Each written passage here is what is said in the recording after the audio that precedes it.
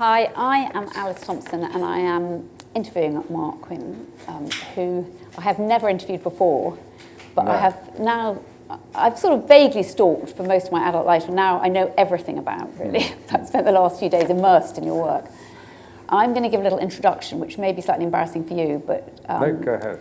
really, I mean, you probably all know, and I know there's some art history students in the audience, so you will know even more, but I am going to give a quick introduction, and then we're going to move on to talking about 5 of Marc's works and his life sort of through them. So Marc is the most visceral of our artists, but you're also the most intellectual. He's fascinated by both the tangible, by blood, faces, lead, gold, and also the intangible, like DNA. Really everything about what it is to be human, to live with nature and be governed by desires. Years before anyone else, he was challenging concepts of identity, beauty, fluidity, turning everything inside out. And his works are both of their time, but you're steeped in an art historian's perspective, having trained first at Cambridge as an art historian. What you're not interested in is the mundane. So we're not going to talk about contemporary politics, or actually about your childhood. We are going to talk about the thought process that underlie your desire to create. We will take the 5 artworks, and I think you're going to write a book on that's the plan. them. So basically we're going to... There'll be 12 in the book, though.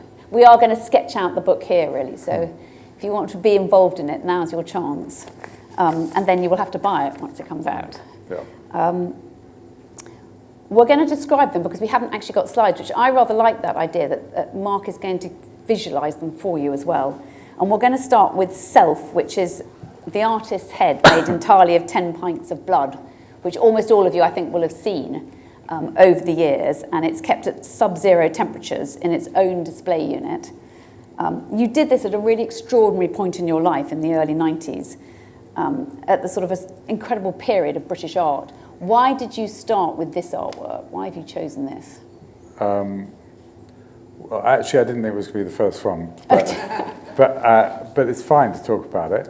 And also, it's not just one work; it's a series. So every 5 years, I make a new one. So now there are 7 of them that exist. So it's really, it is, as you say, it's when you see it, it's like a kind of display box, and there's a head in it that's a portrait of me, and it's sort of red, and it looks like it might be made of some kind of stone or something, but in fact it's totally made of blood, and it's frozen as a block. And if you unplug the freezer, it melts and turns into a pool of blood. So basically, it's really, and I made it at the time when I was drinking a lot and sort of quite hedonistic and quite dependent on substances and things, so probably that played into it in some way. But it's really about how we're all dependent on each other, and how, we're dependent on infrastructure.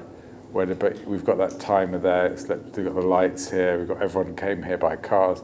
It's kind of about the collective society in a way, and how each person is sort of there because the conditions exist in which we can exist. So it's also, I guess, scientifically based, because it's about the idea that we've evolved to exist in this particular gravity and light and heat, and then we see with global warming that obviously when that changes, it causes big problems, and people can't live where they used to live, and they have to move, and that leads to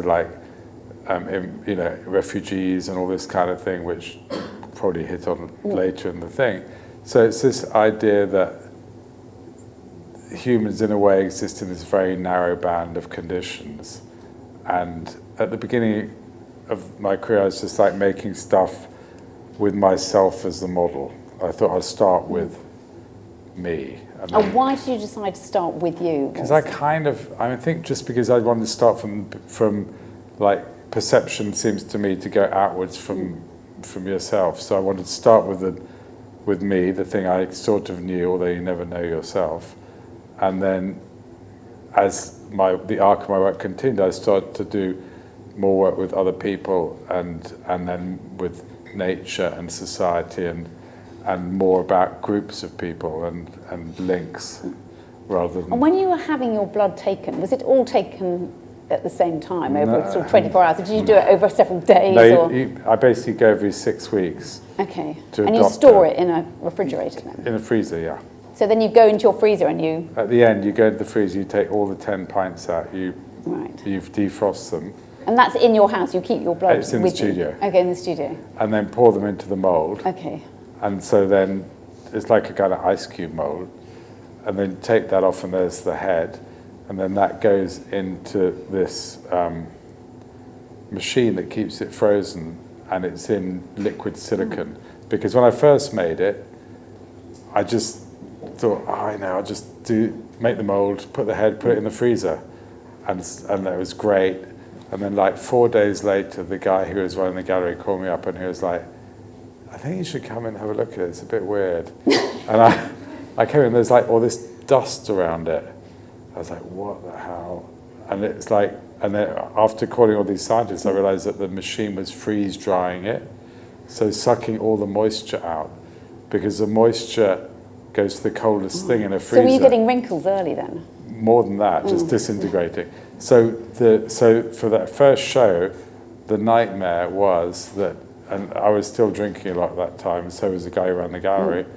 Every Saturday night, when the gallery closed, we had to defrost the head and recast it, and one cast would last for the whole week. Right. Gosh. So it was like this kind of nightmare Groundhog Day of doing that. And when you talk about it being a popsicle, did you ever lick it? Did you ever? No, I didn't, but weird enough, it was shown in the Met about 5 years ago, and John, what's he called, the guy who wrote the Picasso, Richardson, the Picasso biographer, was there, and he was like 95, and he was looking at it, and I was next to him, and his friend was like, oh, John, this is Mark, who made the sculpture. And he goes, I just want to lick it. So someone wanted it. It does, and in fact, the dinner to celebrate the first exhibition, I got the original mould, and the chef made a raspberry sorbet in the mould. And in the dessert, I brought it out, and I was like, you know what? The show is so great. I decided we're all going to eat the sculpture. And who did? Well, people were a little bit shocked, and then they realised that it wasn't blood. Because what is it about blood? There is something visceral. Well, you say it's scientific, but there's just a fascination. Well, it's because it's life, isn't it? And also, you're used to seeing it in moments of violence, or like if you're ill, or it's sort of, you can cut yourself and it just goes all over the place. It's chaos. Yeah. It's that when it's contained, it's energy, and when it's released, it's chaos. So and is that you when you were an alcoholic as well, do you think? Maybe a little bit, yeah.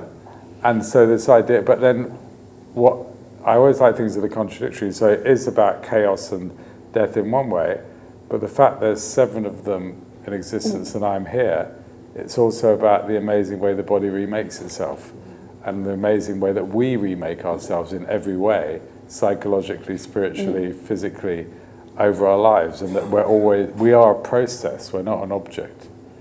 And these are like moments from that process that have been taken out. And when Rembrandt wrote, when he did his self-portraits, they're very different from beginning to end. Yours are quite similar in some ways. There's a continued... Well, because they are, but... Is that because you've never aged? You sort of... No, but what's really interesting about them is that they're obviously biological libraries. And so they all have all my DNA in.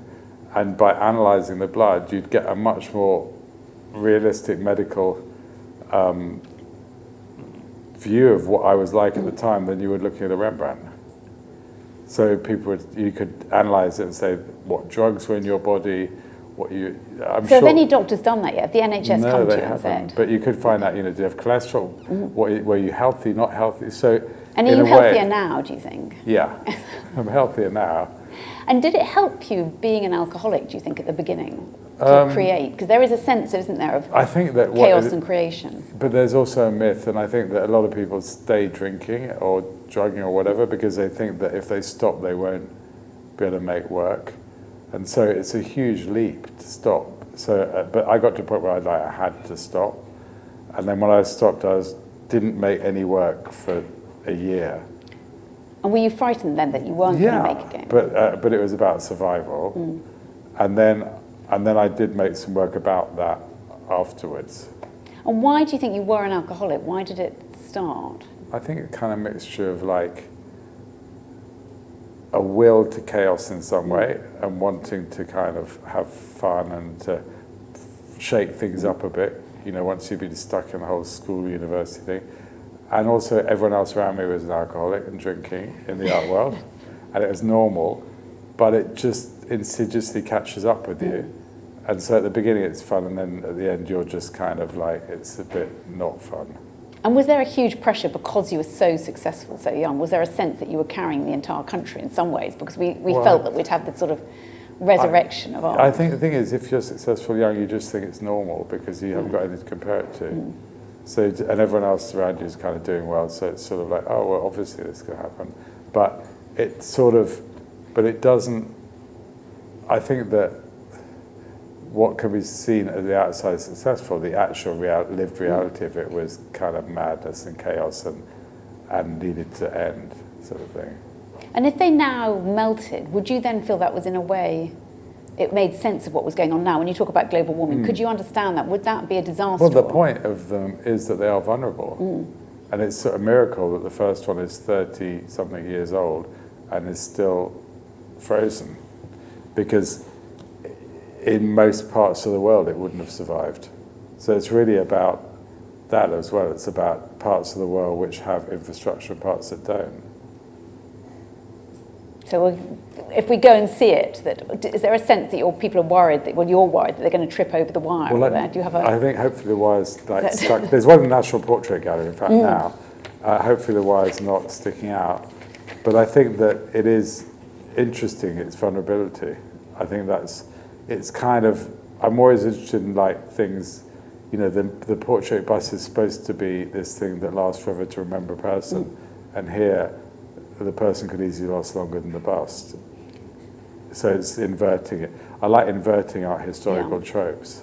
But you wouldn't say if Prince William came and said, actually, what the next thing I want is I want a bust made of my blood. Would you say yes, or is it just for you? I kind of feel like, I'm not sure at the moment. I think that I've got other ideas to do blood sculptures with other people, but it's not going to be a head. Right. So we're going to move on. Neither is it going to be any other part of the anatomy. Oh, right, okay. I don't think we want to go too far into though we could. The next one is you did one of 100 heads. Yeah. So recently, and that, could you explain how you did that? Yes, it's an artwork called 100 Journeys, which are 100 portrait heads of refugees, and I've been working on this since 2015, and we're doing a show at a museum in America of it next year, or in 25.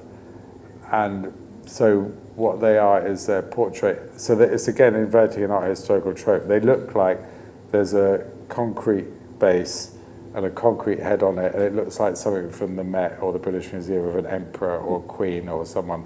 So someone that's obviously celebrated because you have this head of them built in this lasting material.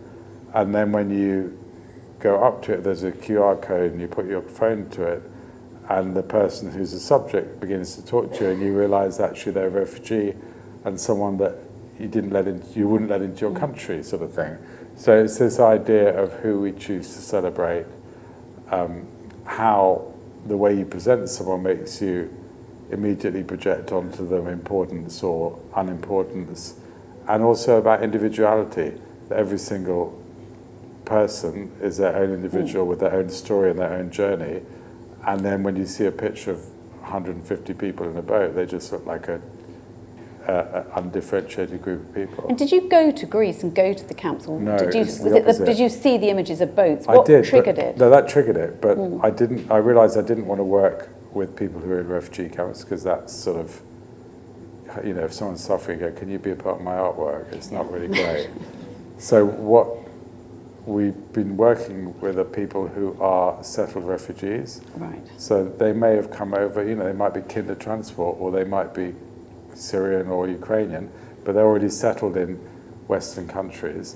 And in a sense, because it's a non-profit and because the money goes back to help refugee causes, the people who are taking part in the project are helping people who are on the same journey that they were on before. And how did you choose those Well, people? we built quite a big structure of working with, I've got a whole tailored charity, we have a team of people, and we have a few people who work with different refugee communities and reach out and find people. And there's quite a long process between meeting someone and them becoming a sculptor, because they want to know us, we want to know them, they need to understand what the project is, we need to make sure they really want to do it, and, you know. And what do they feel when they see themselves as a sculptor? Well, I think usually they really like it. And they seem to, you know, they love to see themselves presented in that way, and then also they love to be part of a project that's helping other people. And you've done them as 3D scanning, haven't you? We start with a scan. And is that different? Is that like almost one breath of a refugee? It's one moment Well, of their it's life? much more like immediate than they're basically done with photogrammetry, which means that there's 150 cameras around you, and then I press a button and they all go off at the same time. So it captures that 1/60th of a second of your life. And then a computer puts all those images into a 3D model. And then I work now, instead of working in clay, you're working in the computer, sort of sorting it out a bit. So you work on the computer for a couple of weeks, then it gets printed out, and then we work physically on the print, and then we mold that, and then we make it in concrete. So it still has the same kind of process with the same kind of level of intervention. It's just more virtual, less physical. And why have you used concrete? Because that's very different. But you could have used marble if you wanted to do this sort of traditional Because I heroes. think that I wanted to be contemporary, and it seemed to me that concrete's like is like the sort of the urban material that we live in, and it's sort of international and it's everywhere, and it's sort of about global warming as well, because concrete's not great for the environment. So it's sort of kind of felt like it felt fresher and more contemporary. And weirdly, concrete has the same sort of refractive index as skin, so that a concrete head looks quite like it's kind of has the same sort of feeling as skin. And did you want to get away from the sort of political arguments as Suella Braverman and Priti Patel? Why did you go for that route, or were you so angry? It was completely humanitarian, and I don't want it to be political. I'm not going to have any views on any of the political side, because it's really about people, and that's what I care about: people, connections between people, and working with people. And politics is, again, groups of people getting together and having views, but it's not really. I don't lobby politicians. It's nothing to do with that. It's just a humanitarian thing. And would it feel strange to you now if you were asked to do sculptures or portraits of kings or emperors, or does that just totally uninterest you? Or, you know, I mean, I guess if you Rishi found a clever Sunak way said, to do it, no, I don't no, think so. you couldn't do it. Probably not, unless there was a twist on it, and then they wouldn't want it. What would be the twist on Rishi Sunak? You put him in heels. All these ones they are a political statement in a way, but do you feel that every sculpture now is? I mean, we've now become totally obsessed in Britain about, haven't we, sort of sculpture and about, we were talking about monuments. You go around London, it's now, 20 years ago, no one cared what the monuments were. No one looked at the monuments. Now they do look at the monuments, but they want to take them down quite often. Well, I mean, I think that you're right, that public sculpture that used to be invisible is now being looked at and reappraised, and sort of it's part of the debate, national debate. And I think that I'm interested in art that's about the world we live in and about people who live in the world now. And I think it's interesting when I look at old art that it tells you something about the time it's made, as well as being sort of hopefully still in the present moment. So I think that engaging with the real world for me is interesting. I'm not interested in just painting pictures that are just sort of decorative. With the Black Lives Matter, you became sort of personally involved in the destruction of the slave trader, Edward Colston in Bristol. Why did you get involved in that? I didn't get involved in it. What happened is that I saw a picture of Jen Reid, who is my collaborator and co-author, I was standing on the plinth with her arm up in the Black Lives Matter salute, and I thought, oh my God, she created the content that should be there. So I called her up and was like, should we make a sculpture together? And we talked for quite a long time, and Jen, who's an amazing person, was like, yeah, let's do that. So we spent sort of a couple of months making this sculpture, and then one morning put it back on the plinth. And in a way, it was, to me, like the Alice and Lapper sculpture of activating public domain with content rather than without. But in both cases, they're actual portraits of real people that I know. So they're actually portraits of, it's a portrait of Jen, the Alice and Lapper is a portrait of Alison. And did you find, I mean, there was a sort of backlash from the mayor and it was taken down. Did you mind that? Did you feel that personally? It's all part of the story. Okay. And do you find that it's difficult? You were helping portray the sort of, basically the sort of fights of minorities. Is that now become more of an issue? Is it harder for you to do that? I think that it was just a particular circumstance with a particular person. I think it was that. It didn't, I wasn't thinking I should be doing something about this. And are there any other statues that you think should be toppled, or is that just because they're artistically? No, you don't. Not really. There's nothing you think at night you want to. No. Nothing at all. No. What about terrible art, really bad art that you just think? You know, terrible art's great because it shows you what good art looks like. Okay, that's right. And then my favourite one we're going to come on to is Garden, which I think some of you may know, but is this extraordinary artwork, isn't it? Which is what you call a sort of Garden of Eden or perfect paradise in a way. It's an ironic Yes. Garden of Eden, isn't it? But it is in some ways very peaceful, in some ways very anxious making, isn't it? Yeah. It's sort of very much of our time in that way. Yeah, and it's 20 years old now, actually, this last year.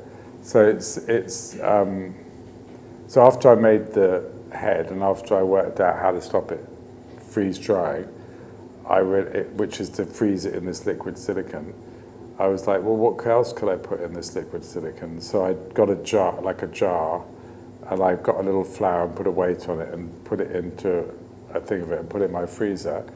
And then 6 months later, I came back and it looked exactly the same. I was like, wow, so you could actually just freeze a flower and make a sculpture of this most delicate of things, but made of the same material that the living flower is made of. And so I started by doing a few little bunches and stuff, and then I was at the Prada Foundation in Milan, and Mrs. Prada said, is there any crazy idea that no one else ever wanted to make? That must be quite fun. And I was like, yeah, I want to make a whole garden like that. So she was like, let's do it. So we did it, and it was sort of, it's like a bunker made of steel, and when you walk in, it's infinite because it's all mirrored, and there's this tank which is probably the width of this room, and it has all these plants that shouldn't live together, but I just kind of like the look of. So it's really a comment on globalization and how human desire is shaping the evolution of plants. So the ones that we like get grown more. It's no longer about an insect pollinating them, it's like, do humans like to look at them? So you have this kind of Garden of Eden, but then it's slightly uncanny because it doesn't move at all. And you kind of think it's a bit strange. And then it's sort of a little bit scary as well, but also kind of beautiful and weird and sort of, because it's made of real plants, you kind of keep thinking it's real, but it's obviously totally artificial. And how did you find the flowers? Did you just go around picking random flowers, or did you grow them? RHS book of flower breeds, and I just ticked them, and then got a horticulture company and ordered them all. Okay. And they all, so it's about global. It's about how things are, and they all arrived in Milan on one day. So it's like flower arranging, basically. It's on big flower. Yeah, the bottom of it is actually into flower it's got arranging, oasis in the bottom, and then turf on top. Yeah. So you'd stick a thing through the oasis, put the flower in, and just did that for the whole garden, and then it's a very kind of tense moment because then the whole garden gets lowered into this huge tank of silicon, and obviously I'd never done it before, and for all I knew they were all going to float up. But they did. They did. What do they feel like now when you? Well, I mean, if you took them out, them? you can't touch them. But if you took them out, they'd be frozen hard, like China. But the moment you actually take them out and get rid of the silicone, it's like a fairy tale. They just go black and wither. So it's kind of quite strange. They go from completely perfect to completely putrid in 1 second. And if someone put their arm in it, what would happen? Would you get very cold? Right, but it wouldn't go. No, I mean, it's minus 20 Celsius, Yes. so I don't know how long you can keep your arm in it. Probably not that long. And do you know what people's reactions are when they see it? Is there that? Because it does look very beautiful when you first see it. Yeah, I think it's kind of, and it's really about this whole thing of how humans preserve and destroy things at the same time, which is kind of, I think that the idea that things are either really good or really bad, or what we do is bad or what we do is good, it's all really about nuance. We love to have certainties, and we love to say yes and no and binaries, but in fact, a lot of things that happen are kind of really good for one thing and not so good for something else. And it's a bit like our relationship with nature is sort of, in some ways we preserve lots of things, but sometimes when you're preserving one thing, you're destroying something else. So it's this kind of, and there's another piece that's a block of ice. It's called Save and Squander. It's a ball of ice from the North Pole that a polar explorer gave me that's been kept frozen since it came from the North Pole, and it's just on a little platform in a plinth with a glass top on, and it's just plugged in. So it's being kept frozen and preserved, but notionally that freezer and the electricity and the environmental damage is destroying the real North Pole. So it could be the last part left. It could be the last part left, and it could also, but it's kind of like a microcosm of how we behave in a way.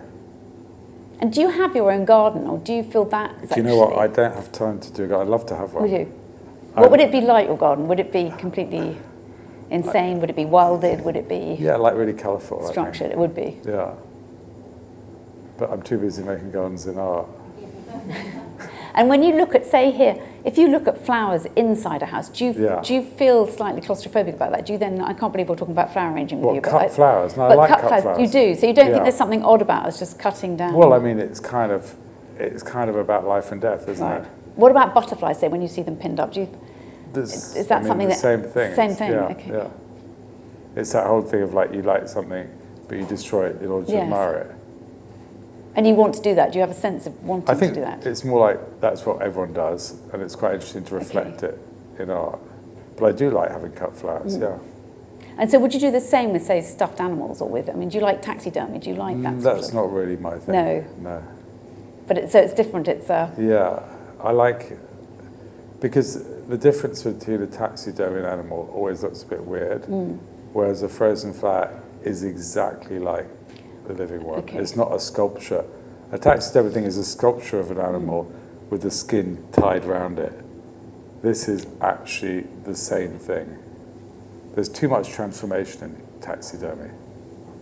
And so where do you go, if you want to feel the natural world, where do you go? Did you go to the pole? Have you been? I haven't been to the pole, no. Is there any place in the world that you go when, either for inspiration or because you feel closer to it? Well, I like to travel to different places, But I think that, like everyone else, I view most things in natural world through a phone or TV. Right. Or David Attenborough. So it's that kind of thing also that we know. So do you literally, you're watching David Attenborough and you think, I'm going to do this? Yeah, and also it's like that thing that we all know everything's in nature around the world because we've seen it on TV. Not many of us have actually been to all those places. Is there anything that any of your works has been inspired by Attenborough that you can think of specifically? Well, I think quite a lot of nature works, probably.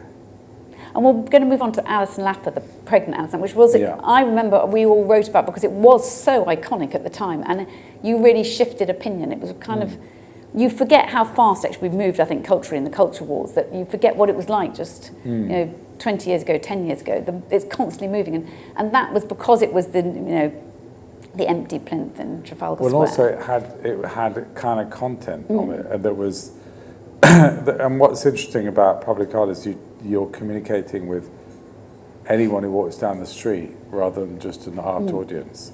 So to me, that's much more exciting. You obviously get the art audience as well, but you kind of reach out. And I always think that art's for everybody, and that anyone can have an opinion about an artwork. You don't have to be an expert. So it's quite depressing for you if someone buys your artwork and then it's in some warehouse and they've kept it just for value. But I'll use the money to make something that people see. Right. Okay. So it's you have to remember that it's economic as well. That to make something you put in public that no one buys, because no one ever bought the Alice Thomson work. And in fact, when we first put it up, they couldn't find a sponsor for it because no sponsor would go near it because they were all too scared of it. That is extraordinary. It's extraordinary, isn't it? And why has no one bought it now? Because they bought many of the Kate Mosses. I'm not offering to sell it. Oh, I see. Okay. But I mean, I think that the smaller one has got bought, but the bigger one, at the time, it was too controversial. We couldn't show it in New York because in New York, all public space is privately owned, and none of the companies wanted to be involved with it. But it's extraordinary because I'm assuming most of it, it's an extraordinarily beautiful sculpture in a way, isn't it? Because it's a pregnant woman and it's the sense of life and it's almost heroic. It's a sort of, it's a person's... Heroic, definitely. I mean, it's a real person, Alice Thomson. She's an artist, she's a friend of mine.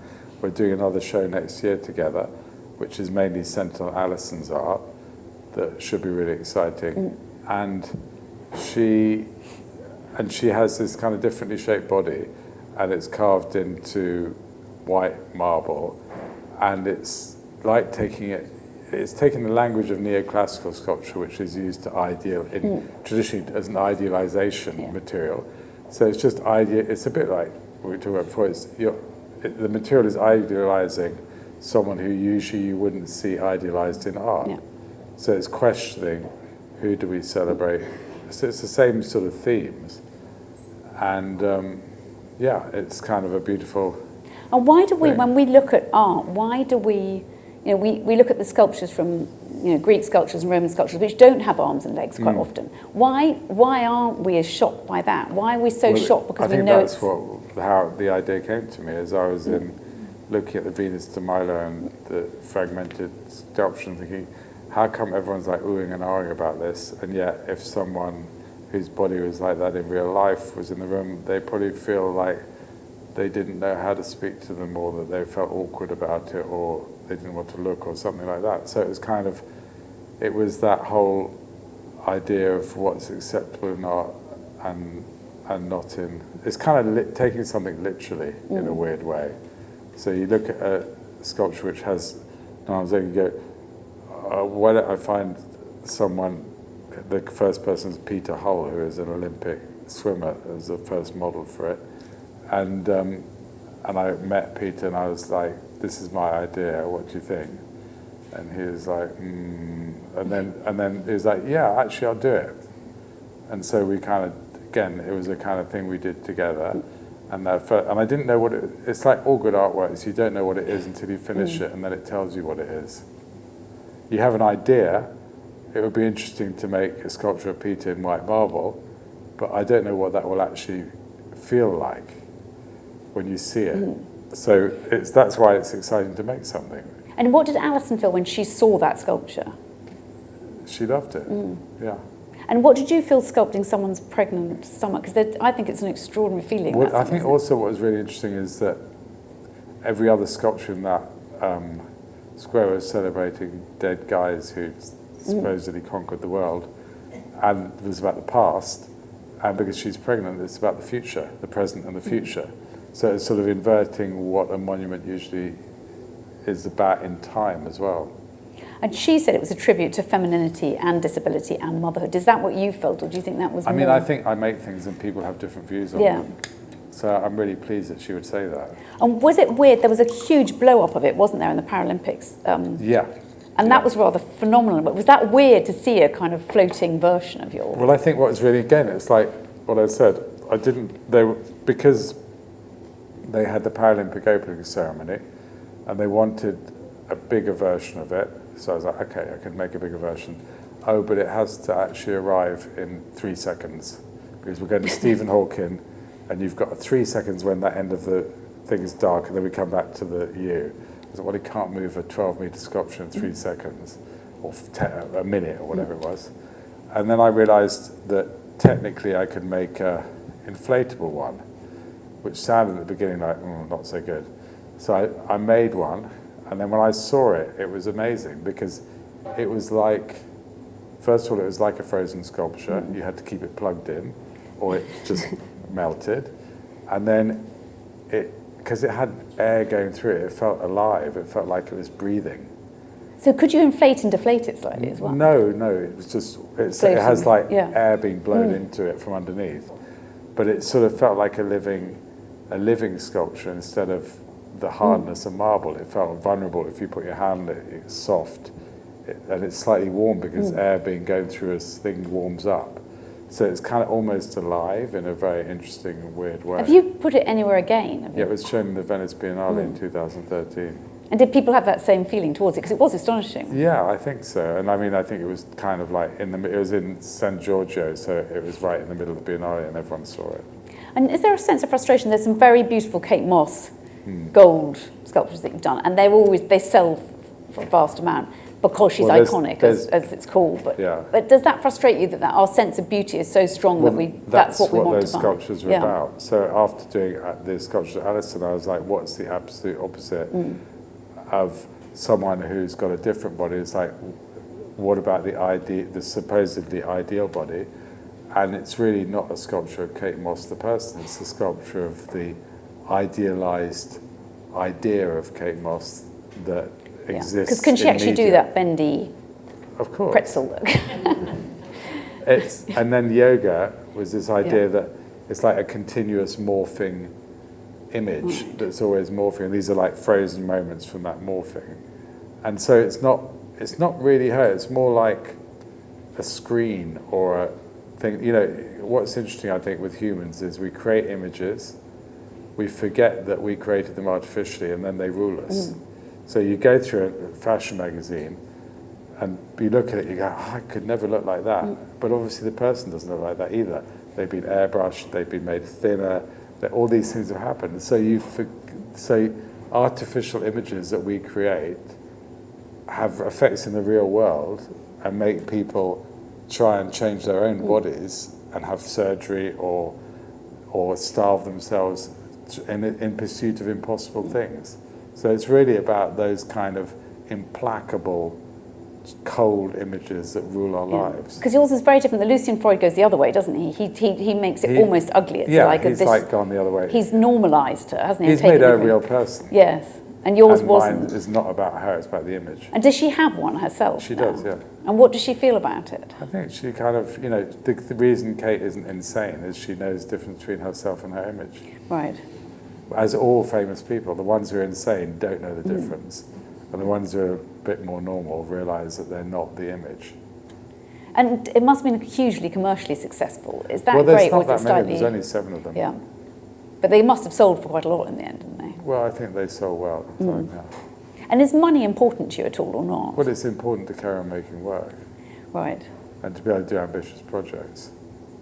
And you've said before that in a way, it's a part of enjoyment of life. Do you feel that sort of, having done the refugees, do you feel that it's more now about family or about achievement? Well, I think it's always about connections and about people, and it's nice to make artworks that then benefit the subjects and people like the subject. So sort of, because normally as an artist, if you're successful, you're asked to give things to charity auctions all the time, and you just give something and it gets sold, and there's no real connection. I wanted to choose some subject that I really cared about and make a sculpture about a subject that benefited the people with the people. So the whole thing felt really kind of as a real proper artistic statement and not just giving something to be sold. And we're going to get back for the last one to the emotional detox, which is a series of 7 sculptures that you did that actually is almost the opposite from the garden. That when you first see it, it's really quite disturbing because there's sort of bits of you or fragments of you all over the place. And it feels very jarring and very discombobulating.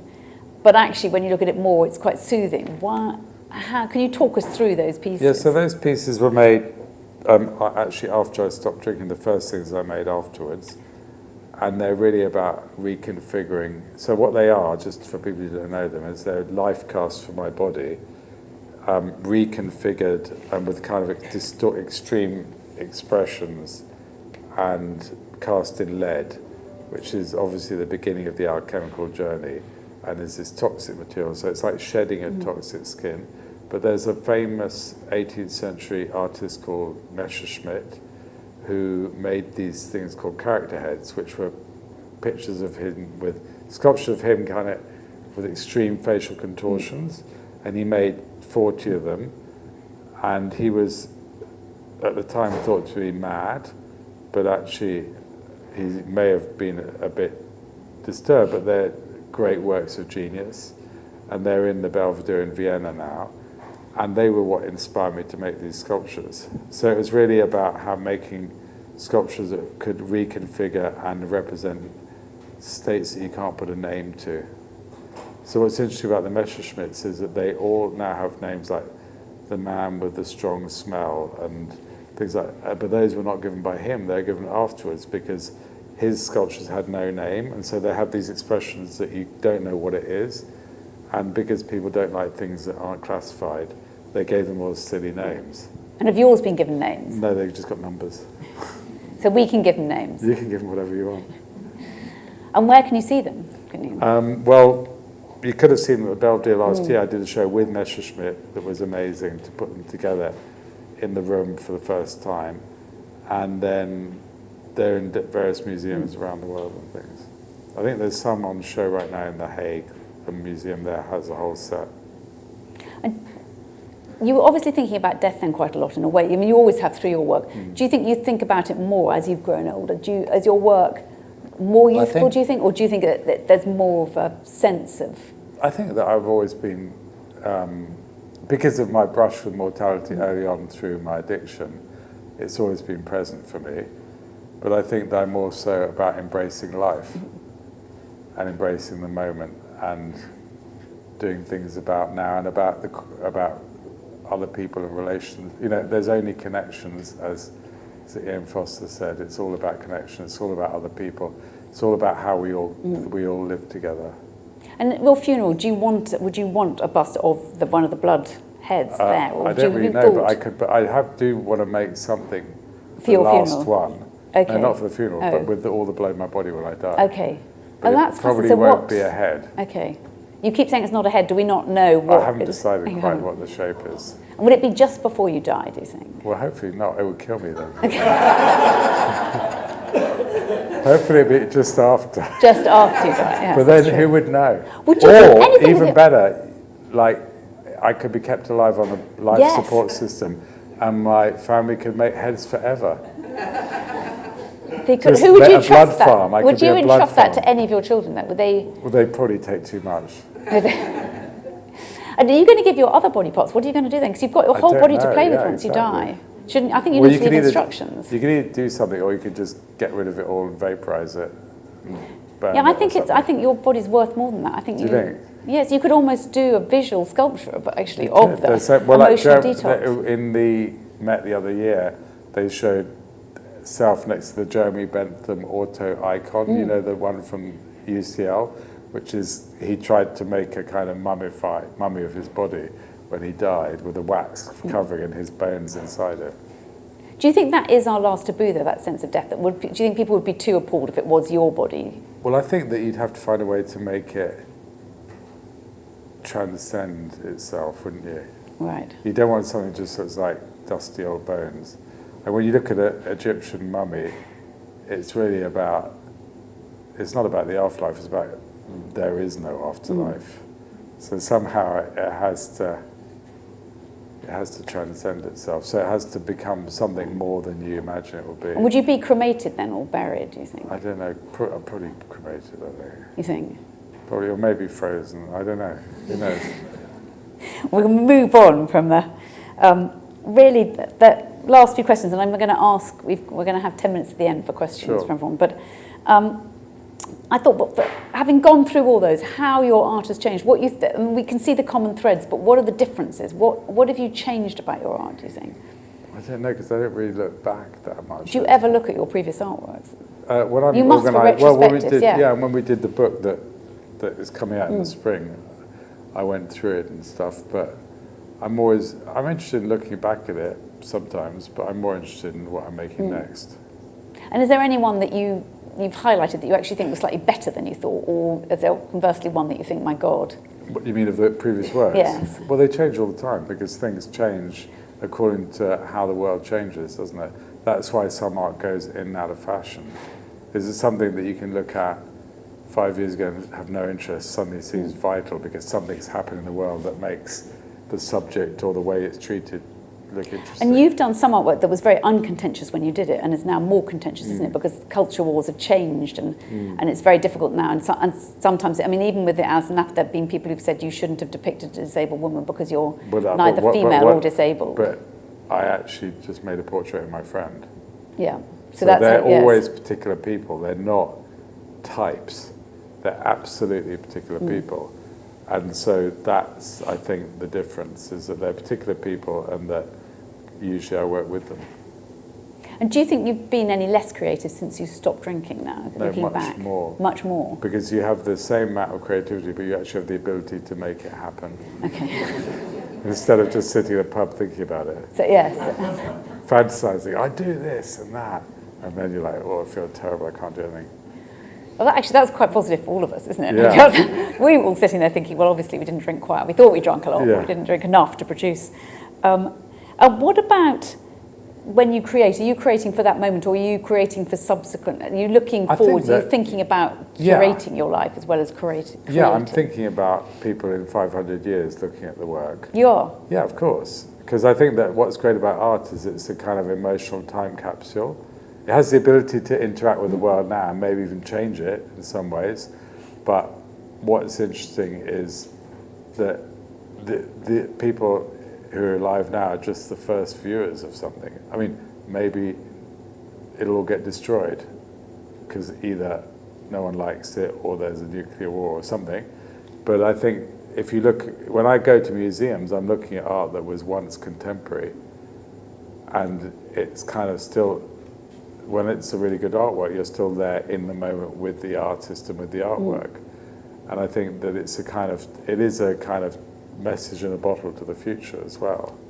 And are there any artworks like that? Do you go back, because I know you like all the classicals, would you go back to the Greek statues? Which bits are you, if you could fill your house, which 2 or 3 pieces would you be thinking? I think probably a bit of everything. Okay. Because I like looking at all art. In fact, my new policy is when I go to a museum, I go to the room I think is going to be the most boring. So I went to the Ashmolean in Oxford the other day, and I looked at the list, I went, musical instruments, that's going to be appalling. So I went there, and I kind of started to look at it a bit, and the Stradivarius, didn't really understand it. And then the guy who was the invigilator came up and started talking to me, and he was like a world expert, and after spending 25 minutes in there, it's my favourite room in the museum now. And what about the British Museum? Are there lots there? There's lots of different things there. Yeah. And do you worry about, items being sent back or? No, I think it's all part of the current debate, isn't it? And you don't, yes. But I mean, in 100 years' time, we could be sending back stuff to Britain, couldn't we? Because you're very much a British artist. Well, I mean, maybe. And you're not worried about who's going to own it or where it's going to go, or as long as they plug it in. Art has a longer life than people who own it. Right. People who own it just look after it for a bit.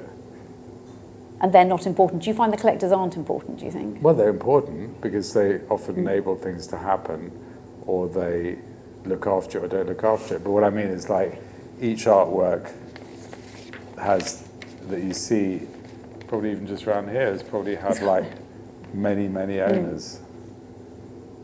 And are you still very involved with the YBA, with the Young British Artists? Do you feel part of a group, or did you always dislike that? Did you feel you were an individual? I think that basically it's a journalistic thing. So we made it up. You made it up, and then of those artists, there's still some that are making great work, and they're individuals. They're not really groups. But did it help you in a way that you were seen as a group at the beginning? Well, it probably did help, because it became a kind of had its own momentum and energy and But then it must have become almost a millstone in that sense. Well, I don't really think about it. And are any of them friends still or not? Yeah, I mean, I went to see the Sarah Lucas show, which everyone should go to at the Tate, and it's amazing. and great. She's making her best work now.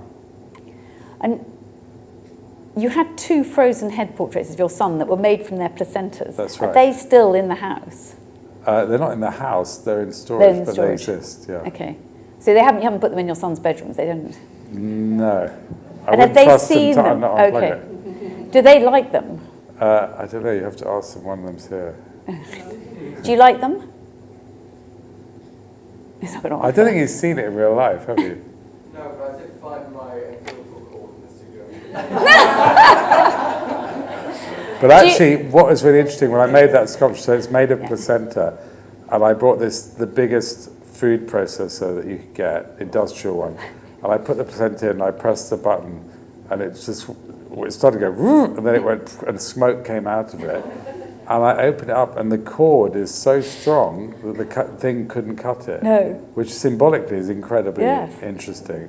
So I had to cut it into lots of little slices and then whiz it up. So do you think the cord is yours? Should it not have been used without your permission, do you think? It's a difficult question, I'm not sure. I think that it was a collaboration, let's say. Yeah. Your earliest collaboration. Put it this way, he stands to benefit from it at some point. Oh, right, it's his, okay. Yes, no, it's difficult, isn't it, though? Yeah. But it's almost, that what you've hit on there, the placenta is really interesting because who does it belong to?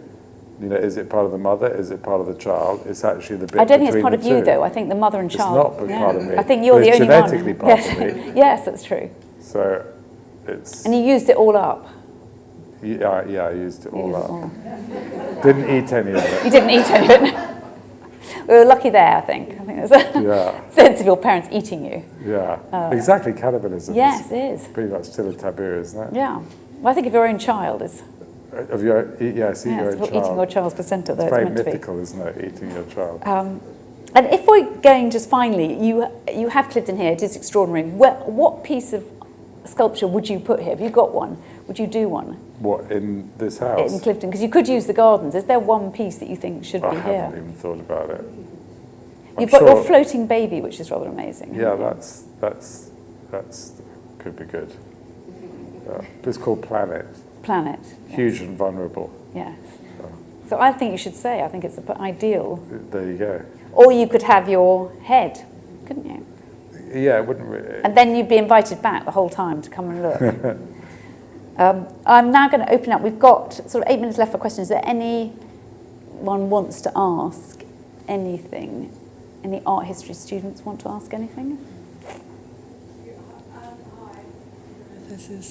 It's on. So I studied Alice Thomson at school. I still study it, and I was just interested to ask you: would you consider it to be naked or a nude? I mean, we had a massive argument in one of our lessons. I was very pro-naked. You know, John Berger. Yeah. If it's not an idealised body, it's not objectified, and therefore it's naked. But a lot of people took the kind of Kenneth Clark route, and that to be nude is just to be an artwork. I just don't know enough about our history to answer that, actually. I'm not really sure. What would you like? I'll go with you, naked. I think you can go back and say you've won the argument. You've Exactly. I'll asked tell it. my whole class on Monday that I'm the winner. And did You haven't really used religious as such as a topic. Sorry? religion? Why have you not used religion? Because I'm not a particularly religious person, and I think that I like to what I'm interested perhaps is dealing with the same questions that religious deals with, like who are we, where are we from, what's the point of life, but just not using, you just trying to answer it in an artistic way. Not actually, I'm not really looking for answers, I'm looking to pose questions. Because I think artworks don't give you answers, they ask questions in a different way, and that you create metaphoric object in which you can kind of, it's like a mirror. You see, it helps you see yourself in some way, in the broader sense of the sense of it. It's quite hard actually to see this. Yes. Just listening to the last talk about AI. Oh yeah. What are your views about that and your concerns? I think that the lady had this idea of the fork, and that you could use it to poke someone or eat your food. But I guess the question is, does the fork decide itself? Or is it you deciding what to use it for? So if it's you deciding, it's fine, it's a tool. But if the fork has its own mind and starts poking you in the eye, that's different. But I think probably it's going to be a tool. But it needs to be probably like contained in some way. Are there any other tools that are sort of coming now that... Yeah, you know, I think in the way technology that, is amazing. I mean, like scanning is incredible because you capture things in a way you could never do before. And scanning, you know, I can scan a flower and from that make a sculpture of a flower that's in some ways hyper-real, but also I can change it so it's actually completely unreal, but you believe it because it feels real. So it's about the ability to sort of navigate the line between the ideal and the real. And I think that line is where a lot of sculpture can do something interesting. And do you find because you're an art historian, it's really almost more than you were trained as an art historian first? Well, I mean, I kind of was always an artist, but I didn't know that artists existed, really. So was that because your father was a scientist? Or? Yeah, and I didn't know any artists. No, my family didn't know any artists, and so I kind of thought that artists just were people from museums. And then, so I just was at school and I just did the exams and I was interested in art history. And then by that time I had kind of realized that there were living artists and things. So it's sort of, but I actually think that going through art history is quite an interesting way in.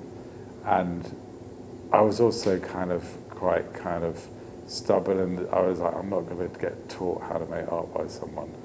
I'll just do it myself. Did you have any lessons at all then? No. And do you think that it's a sort of oxymoron in a way being taught art, because actually it is That's so what creative? I mean. It's like, how can someone... I was like, why is a failed artist going to teach me how to make art? Which is really grossly unfair and horrible. Were you quite underconfident when you were young? Well, I wasn't. I was just kind of stupid. But it kind of... But I think in general, I just felt like I wanted to find my own way, which was kind of... So, you know... But you must have had an innate confidence in yourself to think that, to be able to... I think that you just have to... If you're going to try to succeed something, you just have to kind of be stubborn, don't you? And just kind of like not give up and keep on going. More than... It might not even be confidence or belief. It's just kind of... Just decide you're going to do it and then keep going until you can't do it anymore. Or it does happen, one of the two. Brilliant. Thank you very much. And I think we're pretty much on time. So thank you very much, Marc, for coming. And also, I actually think it's almost better not having the visual image, because then you just, it makes you really want to go and see it, which I do, look at it online or so you can look, or something. Is there any difference between looking at it on your phone, do you think? Well, yeah, I mean, I think what's interesting is when you see artwork, particularly sculpture in real life, or any artwork, I always think it's a bit like a dating app or something. Or when you see a picture of someone online in some way, not even a date, just any picture, you think, oh, that's what they look like. And when you meet them, what's characteristic about them is always something completely different. And I remember a Lucian Freud show, I was like, oh, there's a Lucian Freud show, the National Portrait, I can't be bothered to go, I know all these paintings. And I looked through a book and I've seen them, and I finally went. And everything that was great about them was everything you can't photograph. So I think that what's great about artworks can usually not be photographed. And a photograph that's really great in... artwork that's really great in a photograph is often a bit boring in real life. So it's kind of... Because how do you capture an artwork which is a kind of... It's about texture, it's about size, it's about light, it's about all these things. And just to be represented by one image is obviously reductive. Very much like humans. Exactly, that's what I mean. It's like an artwork is like a living thing, in a way. And it only lives because, well, that's the other important thing, is art only exists because people look at it. So I think that's a very good place to end. Thank you very much. Thank you. Marc.